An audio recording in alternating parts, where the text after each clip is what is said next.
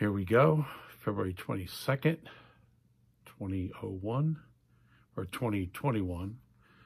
And a lot of stuff happened in the last week. Obviously, everybody's familiar with the new declaration that there is no NCAA observation in April or May, as we talked about many times here.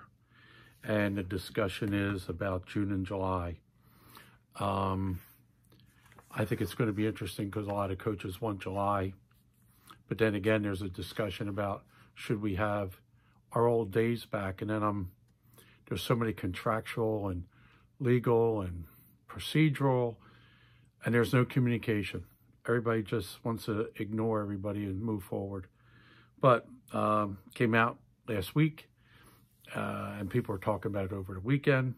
And all of a sudden, everybody's trying to put out schedules. There's from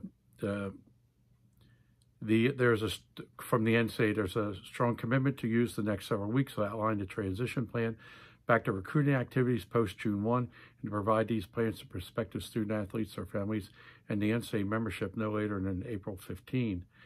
And the council also adopted a proposal that narrows the definition of an individual associated with a prospect in bowl division football and men's and women's basketball, would aim at rolling back the unintended consequences of preventing coaches and non-coaching staff members from career advancement at different schools. I think that meant that they couldn't work this camp, they couldn't work that camp, and couldn't work here and there because nobody's getting any opportunities. That's why so many assistant coaches fail, and then they want to blame everybody except their old boss who really doesn't want them to leave or to be their competitor. And I can name a number of coaches over the years who've had that issue. All right, for the Final Four, the men are allowing 25%, women are allowing 17%. The NCAA for the women will allow 6 guests per member of each school's traveling party for the first and second rounds of the women's basketball tournament. From the Sweet 16 through the Final Four, capacity will be up to 17%, including participants and essential staff of women's basketball, which probably could come out to about 25% to equal to men. We're looking forward to return to the championship as well as limited fan attendance to what will be a unique and unforgettable event. Staff and fans for this year's championships are low, but we expect the fans again will be a part of the 2021 championship. Basically, they're going to get their donors, they're going to get their sponsors. The general public is not going to get in because if you remember about women's basketball, majority of those tickets were sold to the WBCA and the Coaches Association. And I did ask the Coaches Association to basically use as a fundraiser to get money for the WBCA and their programs. I suggested it. It's not my control. This was probably one of the biggest things that's out here that I took note of because I'm going to start talking about this stuff as we go on, which is mental health. And a lot of people try to ignore it or blow it off, or it's a discussion, but they really don't understand it. And I'll be the first to tell you, up until this year when I put all the pieces together, it got me too. So I think it's a critical piece that, you know, it's people deal with stress and anxiety and whatever, the unknown in different ways. And I'm saying to you that nearly 25,000 NCAA student athletes responded to a survey regarding their mental health. Respondents noticed that academic worries 43%, lack of access to sport 33%, COVID health 31%, financial 24% the top factors. I mean, access to sport is 33%. So what does that tell you? And if you're doing sport, you're doing travel, you're doing engagement, you're doing all those things. So that's not just college students, that's also high school students and people who play travel ball who use that as an outlet, and that's adults too. So I think that's why you had so many people out there this winter in youth basketball. When their state said, no, you can't go here and can't go there, people are they're basically sneaking around and doing this and that. And I know I couldn't do any of that because obviously I'm too public of a figure. All right, let's go to the next one. The ASCA, I have no idea. American Federation of Coaches Association will ask the NCAA to address issue of football students faking injuries when it meets next month. I mean, are you hearing this? They're saying the athletes are faking injuries. Now, if you're a student athlete in college and you're hurt, how many times have your coaches and even your teammates will be like, oh, you're faking? If you have a back injury, that's hard. If you have plantar fasciitis, are you going to play? Or what if you got a stress fracture? Are you going to play? What do you mean you're not ready to go? You need to go. We need you to play. Well, this is part of that whole backlash on student athletes now, demanding better accountability and also NIL, because it's like they're doing all this to make money for people that they don't gain benefit from, and everybody keeps their job, builds buildings, gives administrative jobs. So that's not coming from me. It's coming from the parents. It's coming from the movement. And I'm saying is that in the old days, it was a, wow, thank you. Now it's a, what do you mean? So this has to be sorted out. It's not going to be sorted out by me, but this is the basis of NIL, and public has changed its tune as to what they believe. But the idea that they're having a meeting about athletes faking their injuries in football, and trust me, you know as well as I know, people have been accused of that in college, and I know where people are going to be transferring this spring from different schools because of the pressure to play with an injury, and nobody believes that they're injured, and vice versa. The kids are going to be like, look, I don't need that pressure, and coaches will be like, look, you don't want to play, I'll get rid of you, I'll bring somebody else in.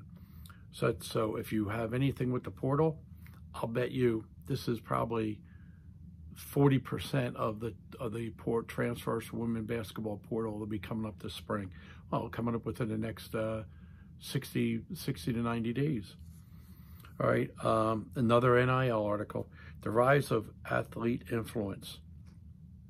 They're talking about a bunch of sports marketing companies, a trend for 21 as athlete advocacy posts generate 63 more engagement for brands. Basically, if an athlete's doing advocacy and they're engaged in their fan base and they're getting 63% more engagement for brands, they're getting brand engagement, but it's really, is it brand engagement or purchases? And there's a difference, because everybody wants to jump on that feel-good bandwagon, or that, oh, we're going to do this cause bandwagon, but does that really translate to ROI? And they're talking about it's going to be a growing thing. The other 4 trends that could impact value for NIL is new entrants, digital channels, more fan touch points, and use of sales impact as a measurement metric. Well, that's what I said, use of sales metric. You sell stuff, you'll get a piece of it, but then you selling your own stuff. Here we go. Next one, Nielsen also anticipates that Chinese brands will accelerate their investment in sport and will be responsible for 1/3 of all growth in the global sponsorship market in the next decade. Yeah, because they're the ones doing stuff, especially esports, to grow in popularity for brands. Major companies, I guess you say U.S. companies, they rely on the Chinese middle class. And I want you to remember this. The Chinese middle class is the size of the entire U.S. population. So if you take the U.S. population, take, say, 1/3, there's your middle class. Well, that 1/3 of purchasing power, okay, for China is our entire population. So are people going to pay attention to China? You saw what the NBA did when they had issues, and how they reacted, and other companies reacted. So that's not me, that's just a fact. You can look at how iconic sports figures and shoe brands and everybody, how they react. And it's the cost of doing business, that's the phrase. Game Plan and NX Athlete have officially merged with the value proposition providing the market's top platform from all-in-one athlete development, membership, and career services.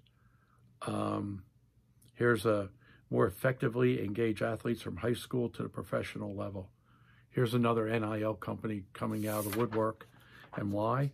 Is because a lot of different companies are now folding their tents. There has been no business for a year and a half. And a lot of these experiential people, sports digital media people, Major League Baseball laid off 55 people. Hopefully their teams will pick them up. But the Major League Baseball laid them off, and they were providing digital support and all that for their teams. Well, what this says is that there's a lot of people in that side of the business of, quote, sports marketing now.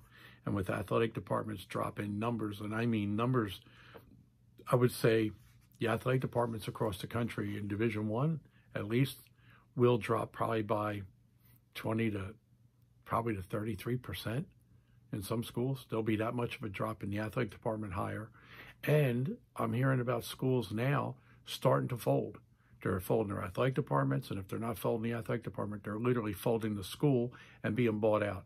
In Western PA, a bunch of smaller colleges all banded together under the Penn State, the University Penn State system of other schools within different counties. And I think that's going to accelerate, especially back here. You're going to see a lot of Division IIs and IIIs that if they don't have their money set or they're not back on campus come fall, they're going under.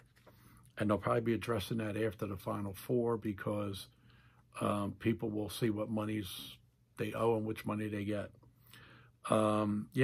Louisiana Tech. The NCAA was not allowing our coaches to get off of campus for recruiting. We tried to operate as lean as we could. Our NCAA distribution was cut by almost 40% from last year. With our new fiscal year starting July 1, we're not going back to the way things were pre-COVID, which means, they have less of a deficit budget.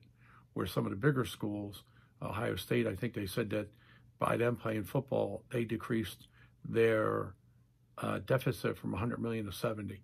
So what does that tell you? Let's see, Deloitte and Touche. Deloitte calculates the student athletes with social media followings on one unspecified social media platform could collectively earn up to $35 million per year from just that platform. While only a relative handful of student athletes will be likely to secure large national sponsorships contracts, many more would have opportunities to monetize their audience and grow their personal brand on a regional, local, or affinity group level. This is basically the same as people doing Twitch and games and all that. But it's going to be really intriguing as to how they're going to manage that. The Kansas City Star wants to do away. They mentioned Newell, their journalist Newell, wants to do away with the NCAA men's selection committee. They want to come up with some other formula. Okay. Ivy League will not conduct conference championship competition or championships this spring. The council president also put in place a process that may allow for limited local competition during the spring. A lot of people are talking about how they're going to go to regional competitions, but how are you going to go to regional competitions if those regional schools are going out of business?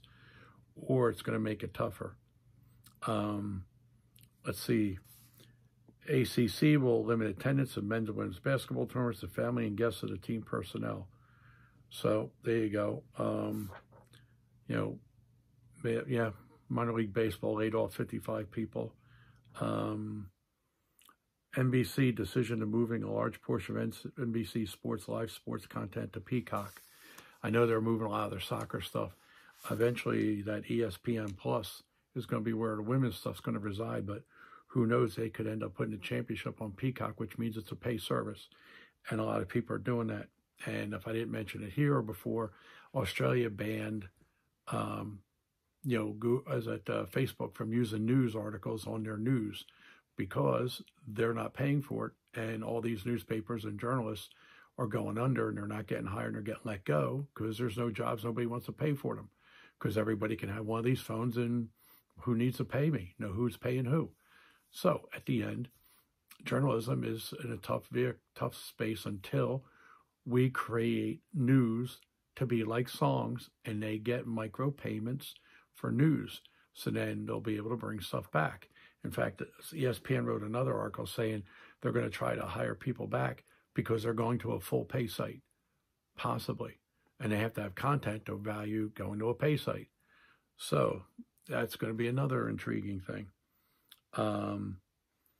Jack Schwalbach, Notre Dame athletic director, is optimistic that fall will resemble a more normal season, but notes that in terms of the separate of operation right now, you see how hard it is to get basketball games played. I think we'll see versions of that with our lacrosse schedule and our baseball and softball schedule. Frankly, the spring is more challenging than the fall because every sport is going. It's an antithesis of normal, which I said earlier, and somebody said earlier, we're not going back to normal. So then what is the normal between now and the new normal? That's going to be intriguing because that's part of that recruiting thing.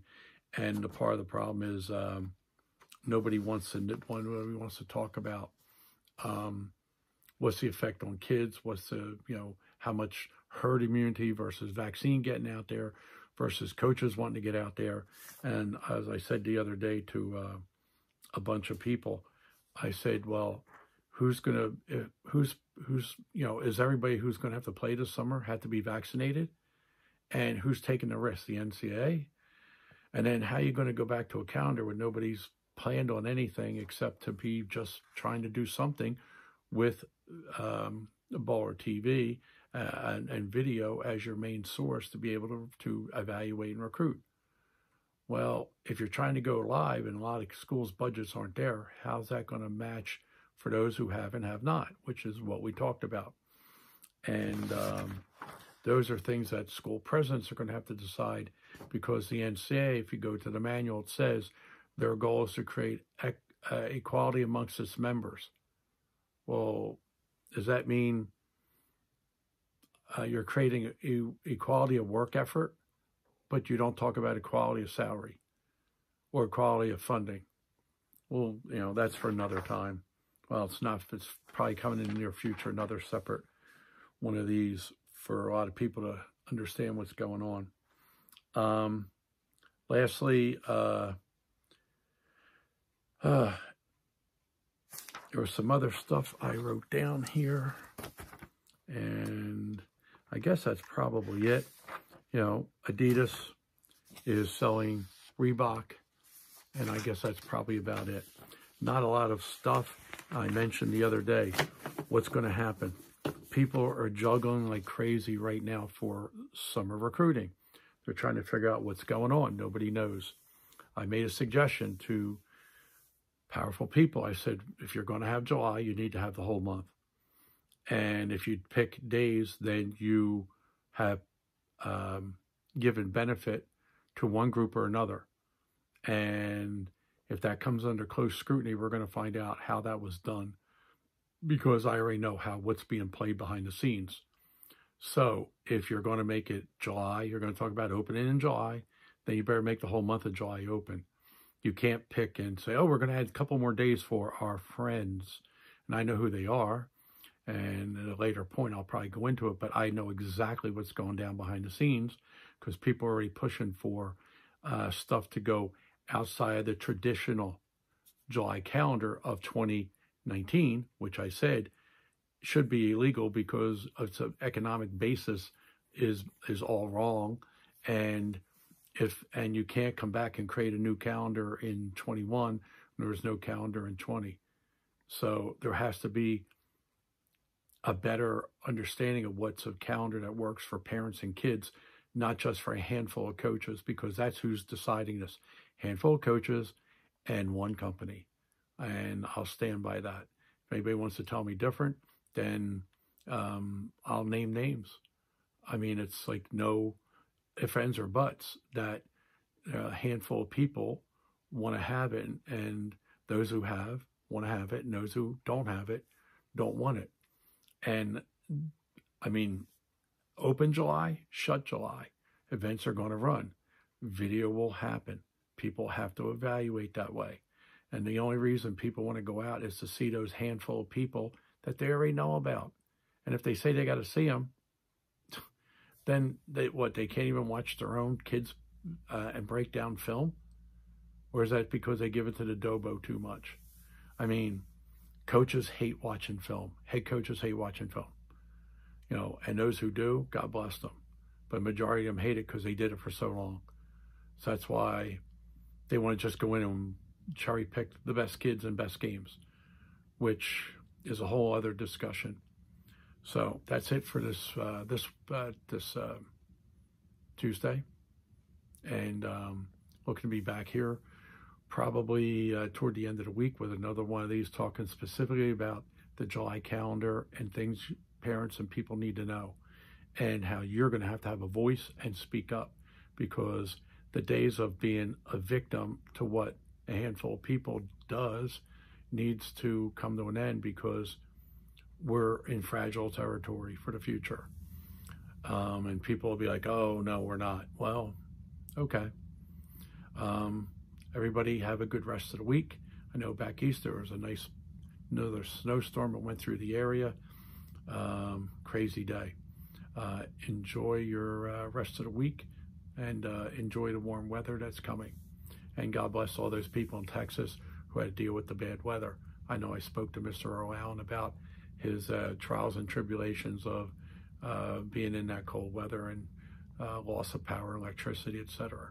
So a lot of people in Texas, they just went through a tough one. All right, and we'll talk to everybody soon. One more thing, be nice to people.